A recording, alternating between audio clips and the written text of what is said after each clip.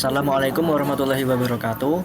Kelompok kami akan mempresentasikan terkait tugas akhir dari tugas mata kuliah Big Data dengan judul Big Data Analytics, Analisis Penjualan E-commerce. Sebelumnya, perkenalkan, nama saya Gilang Raka Ramadan dengan absen 334-22208.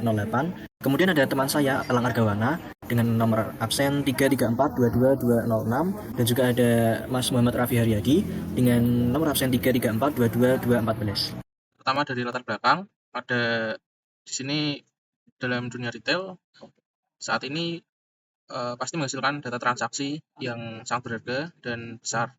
Data tersebut dapat memberikan perusahaan informasi terkait produk yang terfavorit atau yang laris, terus kapan pelanggan sering berbelanja, waktu berbelanja, lalu negara atau region wilayah pelanggan tersebut melakukan transaksi. Kemudian dari segi teknologi dan pengolahan, hadirlah ada Apache Spark dalam proses analisis data dan pengolahan data yang berukuran besar akan memberikan efisiensi dan kecepatan. Kami menggunakan Apache Spark dalam eksplorasi awal dengan data transaksi penjualan retail. Dataset berisi informasi dan juga kode produk, nama barang, jumlah pembelian, tanggal transaksi, harga, ID pelanggan, dan negara atau region pembelian. Proses ini meliputi pembersihan data, transformasi data, hingga penambahan kolom baru untuk mendukung analisis. Kemudian ada dataset. Di sini kami memiliki dataset dengan kolom sebagai berikut. Pertama ada invoice, kedua ada faktur, kedua ada stock code, dengan kode barang, 3 deskripsi atau nama produk, 4 quantity, jumlah barang yang dibeli, kemudian ada invoice date, waktu transaksi. 6 ada price atau harga barang, kemudian customer ID, ID pelanggan, kemudian ada country, asal negara dari pelanggan atau region transaksi. Jumlah barisnya ada 500.041.910. Kemudian jumlah kolom ada 8, jumlah pelanggan unik kurang lebih 4.300, dan jumlah negara ada 38 negara. Selanjutnya ada analisis permasalahan. Dalam sebuah bisnis itu biasa diperlukan analisis data guna mendukung kelancaran dan kesuksesan usaha, sekaligus meningkatkan profit dari perusahaan. Maka dari itu, analisis data itu sangat penting untuk menjawab pertanyaan berikut, seperti bagaimana melihat data penting dalam sebuah laporan penjualan.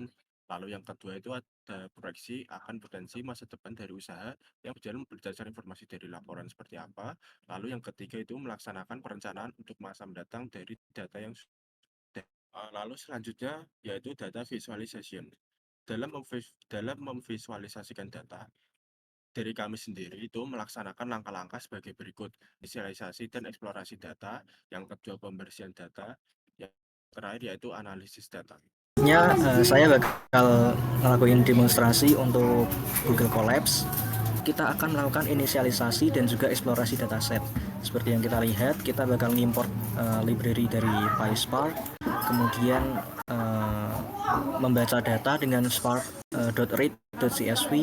Kemudian kita akan melakukan pemeriksaan tipe data. Data price ini sebelumnya adalah tipe datanya adalah string, diversikan menjadi tipe data float atau tipe data double.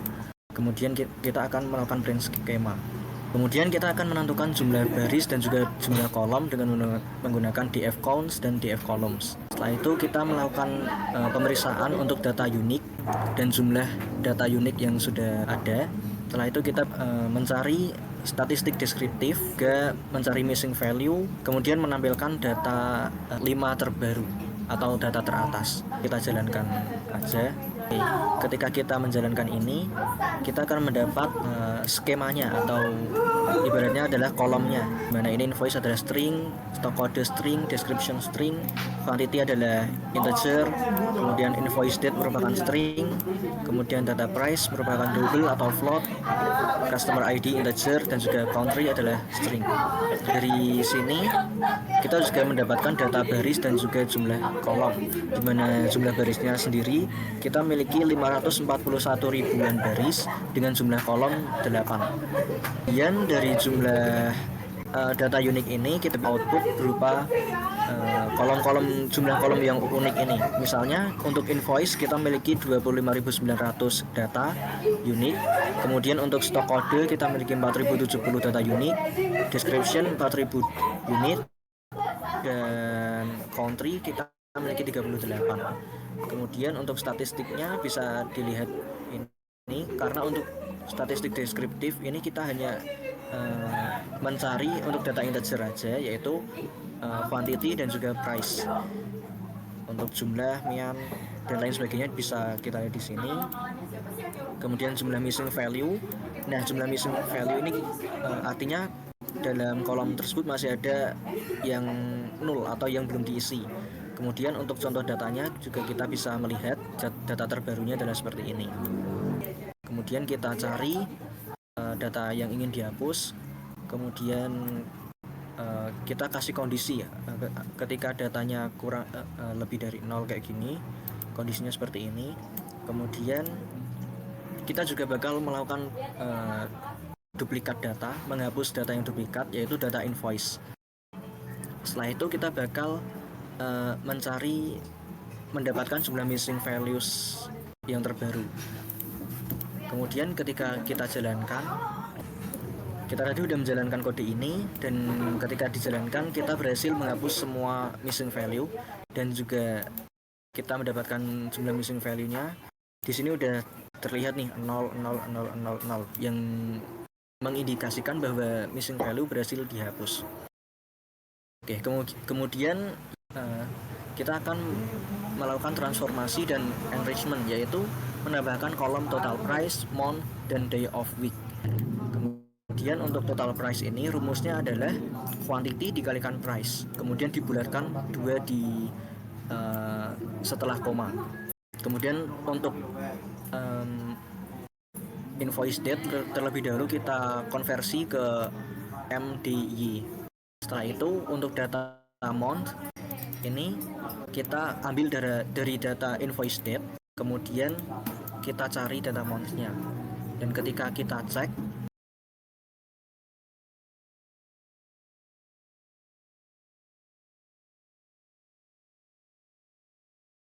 selanjutnya yang bakal kami lakuin yaitu melakukan transformasi dan enrichment. Dan di tahap ini kita menambahkan kolom yaitu total price, month, dan day of week.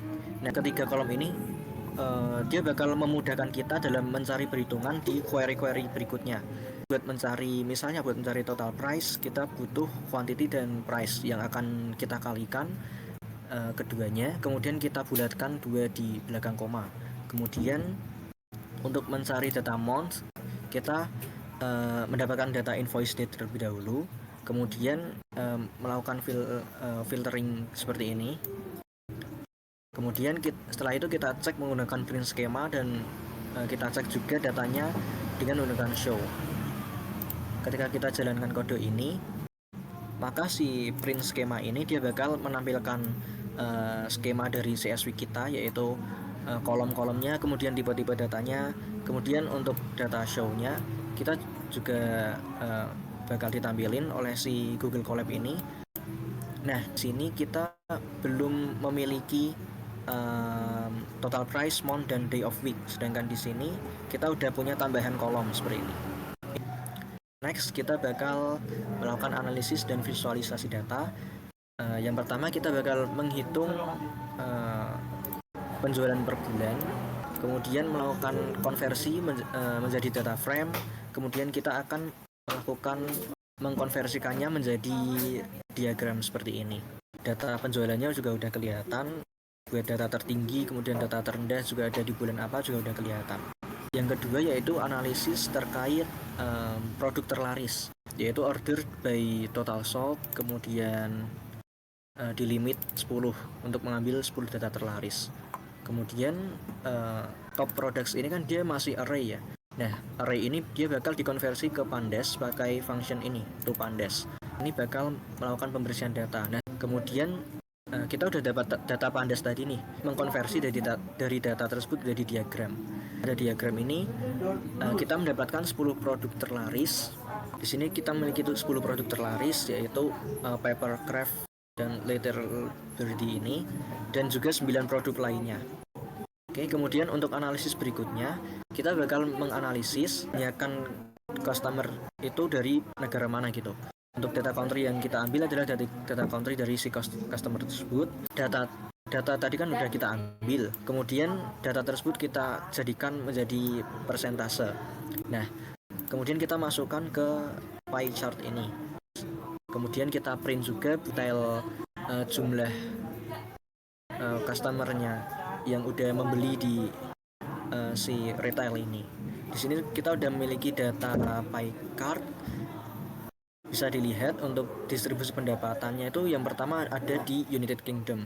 Kemudian untuk data penjualan tuh yang terbanyak yaitu 91%. Ini ada di UK, kemudian dengan total $1.150. Dan kemudian disusul oleh yang lain-lainnya ini. Kemudian yang berikutnya akan kita lakukan adalah kita akan menganalisis 10 pelanggan loyal. Yang pertama kita bakal mendapatkan data customer dulu dengan pembelian terbanyak, lalu kita limit menjadi 10 data customer aja. Setelah itu data tersebut kita konversikan ke Pandas, kemudian kita mendapatkan customer ID. Nah, itu di konversiin ke string. Setelah itu kita konversikan data tersebut, kita masukkan menjadi ke bar chart seperti ini. Dan juga kita menggunakan print ini untuk lebih detailnya. Misalnya ini kita udah dapat chartnya, kita udah dapat datanya, data total pembelian dan juga data customer ID. Nah, ini kan kita nggak tahu nih jumlah pastinya berapa, 160 ribuan. Nah, kita setelah itu kita bisa mendapatkan data detailnya, yaitu customer ID 16446 dengan total belanjanya itu sebesar ini 160.000 sekian ini. Dan setelah itu kita mendapatkan hasilnya yaitu pelanggan dengan total pembelian tertinggi adalah customer ID 16446 dengan totalnya yaitu 168.000 sekian. Kemudian yang terakhir adalah kita melakukan analisis hitung transaksi perharinya. Yang pertama kita mengkonversikan sebelumnya aku mau jelasin day of weeks ini dia bakal mereturn 1 sampai 7. Nah, ini kan otomatis ketika kita konversi ke Pandas, otomatis nanti hasilnya 1 sampai 7. Nah, kemudian data Pandas tadi kita mapping nih. Kita mapping misalnya 1 adalah Minggu sampai value 7 adalah Sabtu. Berikutnya yang akan kita lakukan terakhir yaitu kita akan menganalisis untuk transaksi perharinya. Seperti yang kita ketahui ini, untuk kita bakal mendapatkan day-nya yaitu 1 sampai 7. Oke, kemudian kita sort harinya berdasarkan urutan. Bakal melakukan menghapus baris yang tidak termapping yaitu 1 sampai 7. Kemudian data tersebut udah bersih. Setelah itu udah menjadi data yang siap pakai. Masukin ke menjadi bar chart seperti ini. Setelah itu kita bakal menampilkan datanya. Kita udah run dan udah tampil bar chartnya. Kemudian seperti yang bisa dilihat untuk transaksinya seperti ini. Sebenarnya transaksinya antara sekitar 800-an sampai 1.200-an sekian.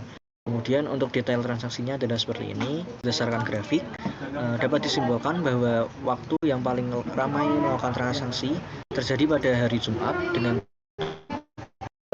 1.337 transaksi. Dari project ini, dataset penjualan retail memiliki lebih dari 500.000 transaksi yang mencakup informasi pelanggan, produk, serta waktu pembelian. Kemudian setelah pembersihan ditemukan beberapa masalah seperti harga yang masih dalam format string dan adanya nilai kosong atau 0.